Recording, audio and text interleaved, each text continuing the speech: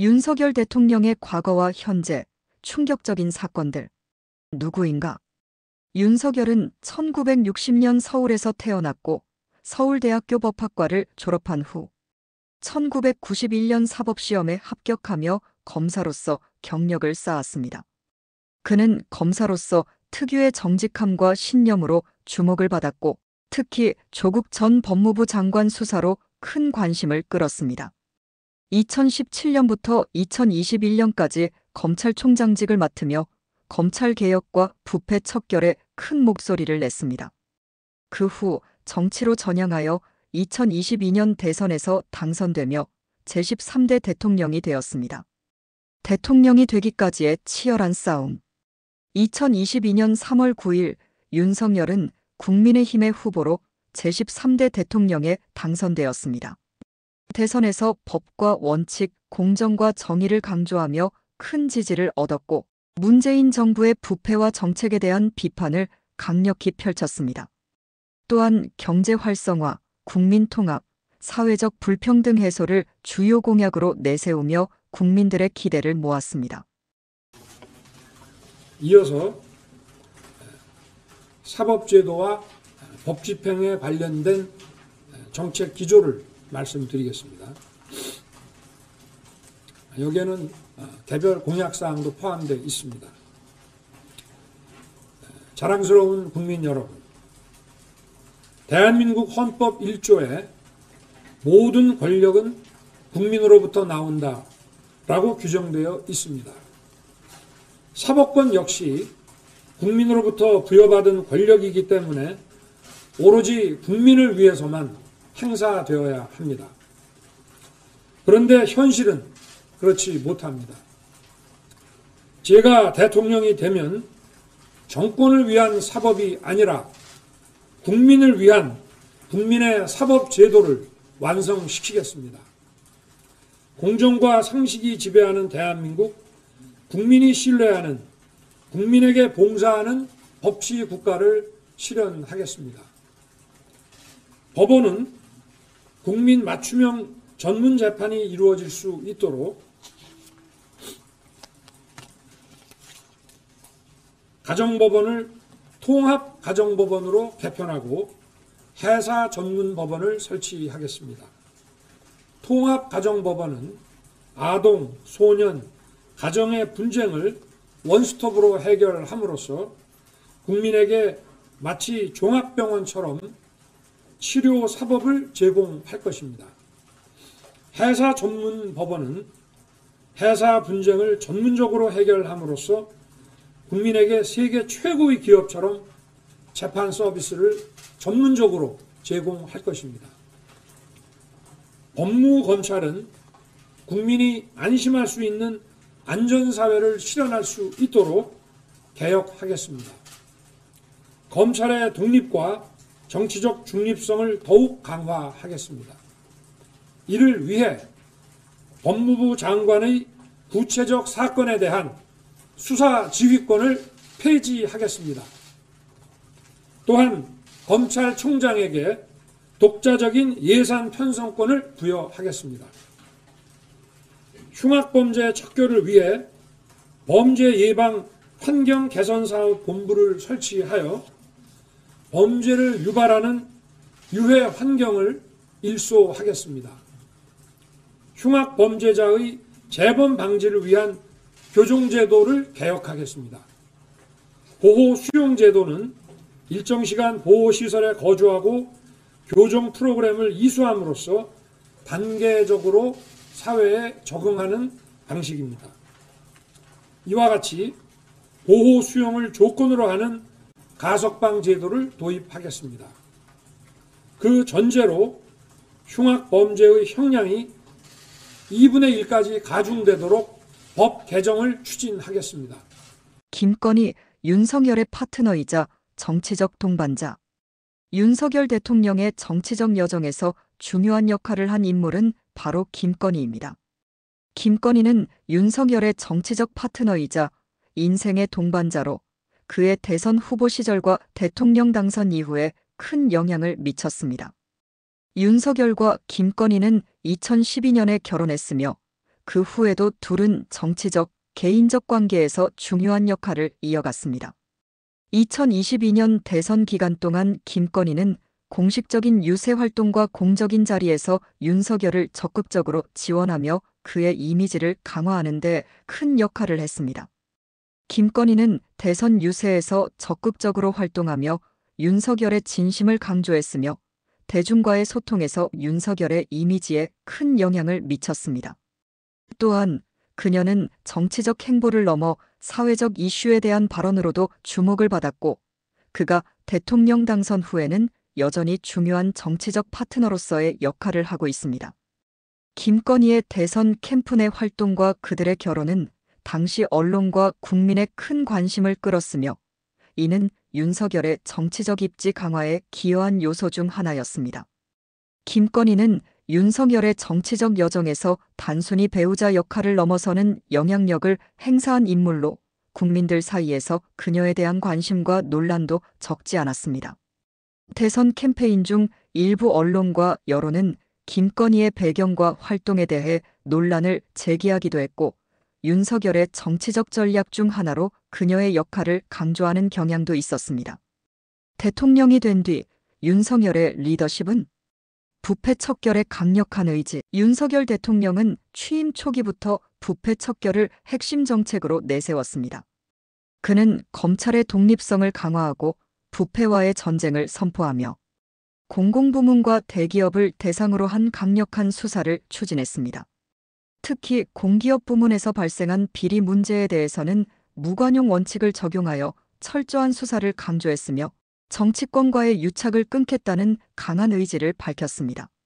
이러한 행보는 그를 지지했던 보수층에겐 긍정적인 평가를 받았지만 동시에 반대 세력에게는 권력 남용이라는 비판을 받았습니다.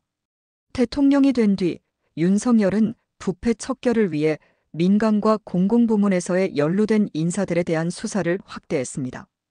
정치적 충돌을 예상했지만 그는 검찰총장 시절의 강직함을 그대로 이어가며 정치권의 비리 척결을 위한 행보를 멈추지 않았습니다. 부패를 청산하는 모습은 결국 국민들에게 믿음을 주고 그를 더 강력한 정치인으로 자리잡게 했습니다. 경제 재건과 규제 완화. 윤석열은 대선 후보 시절부터 경제 활성화와 규제 완화를 주요 공약으로 내세웠습니다. 대통령에 취임한 뒤 그는 중소기업과 창업 환경을 지원하는 법안을 제정하고 불필요한 규제를 대폭 줄이겠다는 정책을 추진했습니다. 특히 청년 실업 문제를 해결하고 고용 창출을 목표로 다양한 경제 정책을 시행했습니다. 외교 정책 강화와 한미동맹. 윤석열 정부의 외교 정책은 한미동맹 강화를 중심으로 진행되었습니다. 특히 미국과의 경제적 협력을 확대하며 외교 분야에서도 군사적 대응 능력을 강화하려는 의지를 보여주었습니다. 윤석열은 취임 후 첫 번째 공식 해외 방문으로 미국을 선택하며 한미 정상회담을 통해 양국의 경제적, 군사적 관계를 강화했습니다. 그는 한미 동맹의 중요성을 강조하며 북한과의 대화 채널을 열어두면서도 군사적 대응 준비를 병행하는 강대강 외교 전략을 펼쳤습니다. 일본과의 관계 개선에도 적극적으로 나섰으며 북한의 위협을 고려한 군사력 강화와 평화적인 해결 방안을 동시에 모색하려는 모습을 보였습니다. 그러나 일부에서는 북한과의 대화를 과도하게 밀어붙이는 것 아니냐는 우려의 목소리도 있었습니다. 저출산 문제 해결을 위한 정책. 윤석열은 저출산 문제를 해결하기 위해 다양한 정책을 추진했습니다. 저출산 문제는 복지, 교육, 일자리, 주거, 세제 등 사회 문제, 또 여성의 경제 활동 등 여러 가지 문화적 요소가 복잡하게 얽혀 있습니다. 정부 지원과 아울러서 문화적 요소, 가치적 요소들을 함께 고려하지 않을 수 없습니다.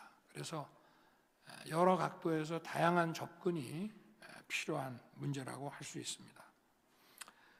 그러나 제일 중요한 것은 국가가 우리 아이들을 확실하게 책임진다는 믿음과 신뢰를 국민들께 줄 수 있어야 하는 것입니다. 정말 막말로 저출산 문제가 해결이 안 되더라도 일단 이 땅에 태어난 아이들이 밝고 건강하게 자랄 수 있게 하는 것은 국가의 기본적인 책무라고 저는 봅니다. 출산장려금을 확대하고 유급 육아휴직을 확대하는 등의 지원 정책을 펼쳤습니다. 그는 부모들의 양육 부담을 덜어주기 위한 복지 정책도 강화했으며 특히 여성의 경력 단절 문제를 해결하기 위한 방안을 마련했습니다. 또한 윤석열 정부는 일과 가정의 양립을 지원하는 법안을 제정하며 부모들이 양육에 대한 경제적 부담을 덜 수 있도록 하는 복지 정책을 제시했습니다. 저출산 문제 해결을 위한 이러한 정책은 정부의 핵심 사회 정책 중 하나로 자리 잡았으나 실제로 효과를 보려면 보다 근본적인 문화적 변화가 필요하다는 지적도 있습니다. 그의 경제 재건 정책 중 대표적인 것은 일자리 창출입니다. 특히 청년층을 위한 지원 방안을 다각적으로 펼쳤으며 창업과 기술 혁신을 촉진하는 법안을 만들어내면서 경제 활성화를 목표로 했습니다. 중소기업의 세금 부담을 경감하고 창업의 진입 장벽을 낮추며 전반적인 경제 성장률을 끌어올리기 위한 정책을 시행했으나 일부 경제학자들은 단기적인 효과보다는 장기적인 재정 건전성이 우려된다고 지적했습니다. 비상계엄 선포 논란. 2024년 12월 3일 윤석열 대통령은 비상계엄을 선포하며 큰 논란을 일으켰습니다. 국민 여러분, 저는 대통령으로서 피를 토하는 심정으로 국민 여러분께 호소드립니다. 지금까지 국회는 우리 정부 출범 이후 22건의 정부 관료 탄핵 소추를 발의하였으며 지난 6월 22대 국회 출범 이후에도 10명째 탄핵을 추진 중에 있습니다. 이것은 세계 어느 나라에도 유례가 없을 뿐 아니라 우리나라 건국 이후에 전혀 유례가 없던 상황입니다.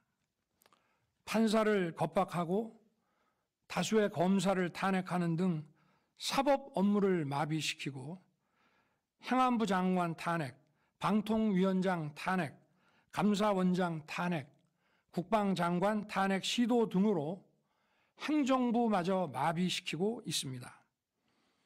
국가 예산 처리도 국가 본질 기능과 마약 범죄 단속, 민생 치안 유지를 위한 모든 주요 예산을 전액 삭감하여 국가 본질 기능을 훼손하고 대한민국을 마약 천국, 민생 치안 공황 상태로 만들었습니다. 민주당은 내년도 예산에서 재해대책 예비비 1조 원, 아이돌봄 지원수당 384억, 청년 일자리 심해가스전 개발 사업 등 4조 1천억 원을 삭감하였습니다. 심지어 군 초급 간부 봉급과 수당 인상, 당직 근무비 인상 등 군 간부 처우 개선비조차 제동을 걸었습니다. 이러한 예산 폭거는 한마디로 대한민국 국가 재정을 농락하는 것입니다. 예산까지도 오로지 정쟁의 수단으로 이용하는 이러한 민주당의 입법 독재는 예산 탄핵까지도 서슴지 않았습니다. 국정은 마비되고 국민들의 한숨은 늘어나고 있습니다. 이는 자유 대한민국의 헌정 질서를 짓밟고 헌법과 법에 의해 세워진 정당한 국가기관을 교란시키는 것으로서 내란을 획책하는 명백한 반국가 행위입니다. 국민의 삶은 안중에도 없고 오로지 탄핵과 특검, 야당 대표의 방탄으로 국정이 마비 상태에 있습니다. 지금 우리 국회는 범죄자 집단의 소굴이 되었고 입법 독재를 통해 국가의 사법 행정 시스템을 마비시키고 자유민주주의 체제의 전복을 기도하고 있습니다. 자유민주주의의 기반이 되어야 할 국회가 자유민주주의 체제를 붕괴시키는 괴물이 된 것입니다. 지금 대한민국은 당장 무너져도 이상하지 않을 정도의 풍전등화의 운명에 처해 있습니다. 친애하는 국민 여러분, 저는 북한 공산 세력의 위협으로부터 자유 대한민국을 수호하고 우리 국민의 자유와 행복을 약탈하고 있는 파렴치한 종북 반국가 세력들을 일거에 척결하고 자유 헌정 질서를 지키기 위해 비상계엄을 선포합니다. 저는 이 비상계엄을 통해 망국의 나락으로 떨어지고 있는 자유 대한민국을 재건하고 지켜낼 것입니다. 이를 위해 저는 지금까지 폐악질을 일삼은 망국의 원흉 반국가 세력을 반드시 척결하겠습니다. 이는 체제 전복을 노리는 반국가 세력의 준동으로부터 국민의 자유와 안전 그리고 국가 지속 가능성을 보장하며 미래 세대에게 제대로 된 나라를 물려주기 위한 불가피한 조치입니다. 저는 가능한 한 빠른 시간 내에 반국가 세력을 척결하고 국가를 정상화시키겠습니다. 계엄 선포로 인해 자유 대한민국 헌법 가치를 믿고 따라주신 선량한 국민들께 다소의 불편이 있겠습니다마는 이러한 불편을 최소화하는 데 주력할 것입니다. 이와 같은 조치는 자유 대한민국의 영속성을 위해 부득이한 것이며 대한민국이 국제사회에서 책임과 기여를 다한다는 대외 정책 기조에는 아무런 변함이 없습니다. 대통령으로서 국민 여러분께 간곡히 호소드립니다. 저는 오로지 국민 여러분만 믿고 신명을 바쳐 자유 대한민국을 지켜낼 것입니다. 저를 믿어 주십시오. 감사합니다. 국회의 승인을 받지 않은 채 비상계엄을 선포한 것은 헌법 위반이라는 비판이 제기되었습니다. 당시 대중은 비상계엄 선포를 두고 여러 해석을 내놓았으며 일부에서는 국가적 위기 상황에서 필요한 조치라고 주장했지만 다수는 이를 권력 남용이라고 지적했습니다. 비상계엄 선포 후 윤석열은 내란죄 혐의로 기소될 가능성이 제기되었고 정치권과 법조계에서는 이 사건을 둘러싼 논란이 계속되었습니다. 이에 대해 대통령은 국가 안보를 위한 결정이었다고 주장하며 헌법상 절차를 무시한 부분에 대해서는 사후적 해결을 하겠다고 밝혔습니다. 하지만 그가 선포한 비상계엄은 정치적 위기를 초래하며 그의 리더십에 큰 도전이 되었습니다. 제주항공 여객기 참사 2024년 12월 29일 제주항공 여객기가 이륙 직후 추락하는 사고가 발생했습니다. 사고로 다수의 사망자가 발생했으며 사고 원인에 대한 철저한 조사가 진행 중이었습니다. 윤석열 정부는 사고 수습을 위한 신속한 대응을 진행하며 피해자들에게 지원을 아끼지 않았습니다. 하지만 이 사고는 윤석열 정부의 위기 대응 능력에 대한 중요한 시험이 되었고 국민들은 정부의 대응 속도와 대응의 적절성에 대해 평가를 내렸습니다. 사고를 수습하는 과정에서 정부의 대응은 점차 개선되었고 윤석열은 이를 통해 다시 한번 정부의 위기 대응 능력을 입증하려고 했습니다. 여전히 사고의 원인과 관련된 논란은 계속되고 있지만 정부는 피해자들에게 최대한의 지원을 제공하며 신속한 조치를 취하고 있습니다. 비상계엄과 그 후 폭풍 2024년 12월 3일 윤석열 대통령은 비상계엄을 선포하면서 정치적 격변의 중심에 섰습니다. 그가 비상계엄을 선포한 것은 국가적 위기 상황을 극복하기 위한 강력한 조치로 해석될 수 있지만 많은 법조계와 정치권에서는 이를 헌법과 법률을 위반한 행동으로 보고 있습니다. 비상계엄 선포는 국회의 승인을 받지 않은 채 이루어졌으며 이는 명백한 헌법 위반으로 비춰졌습니다.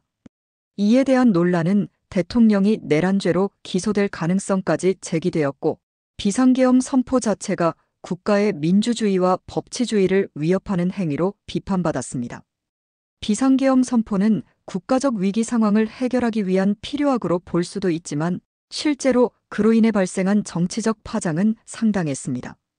정치권 내에서는 대통령의 결정을 지지하는 목소리도 있었으나 국민들 사이에서는 그 결정을 두고 논란이 지속되었습니다.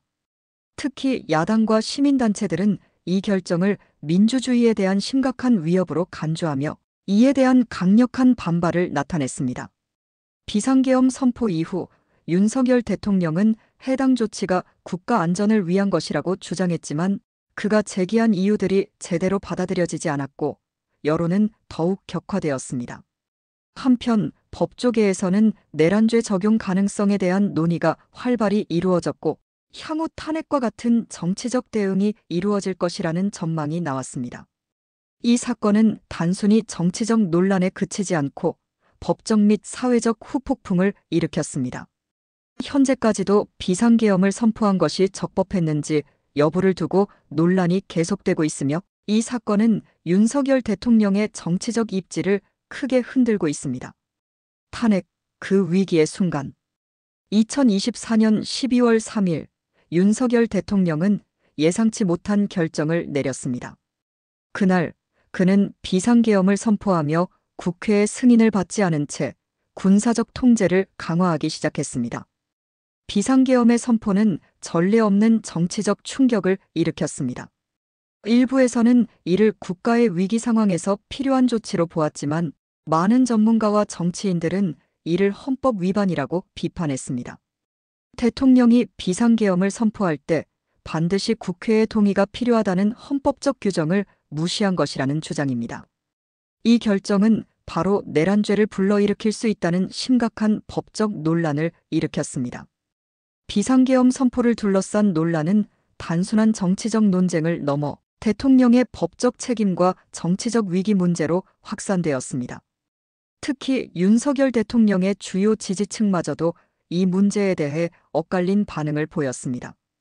그중 일부는 대통령의 결단을 지지하며 국가적 위기 상황에서 필요한 조치라고 주장했지만 다른 한편에서는 민주주의의 위협으로 받아들이며 강력히 반발했습니다. 결국 대통령의 비상계엄 선포에 대해 국회는 즉각적으로 탄핵을 요구하며 정치적 갈등은 최고조에 달했습니다. 이 사건은 윤석열 대통령의 정치적 입지에 큰 타격을 주었고 국민들의 신뢰도에 심각한 영향을 미쳤습니다. 특히 여론조사에서 그의 지지율은 급락하기 시작했으며 탄핵을 요구하는 목소리는 점점 더 커졌습니다. 비상계엄 선포 이후 법적인 검토가 진행되었고 내란죄 혐의가 제기되었으며 탄핵 심판이 시작되었습니다.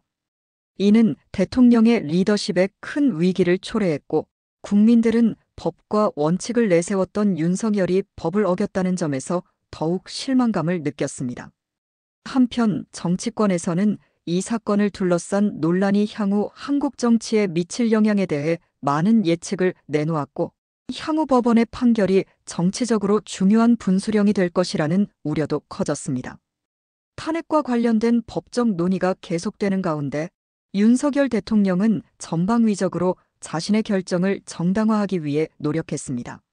하지만 그의 대통령직을 지키기 위한 싸움은 점점 치열해졌고 결국 2025년 초에는 대통령직을 둘러싼 갈등이 더욱 격화되었으며 그 결과 탄핵 절차의 성패가 대한민국 정치의 향방을 결정짓는 중요한 요소로 떠오르게 되었습니다.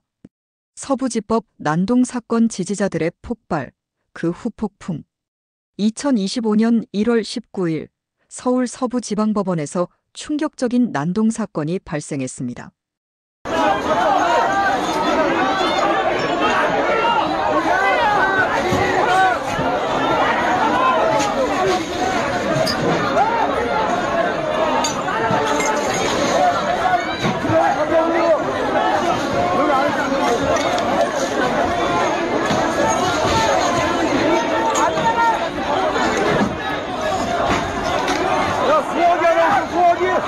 수학이 하나 누가?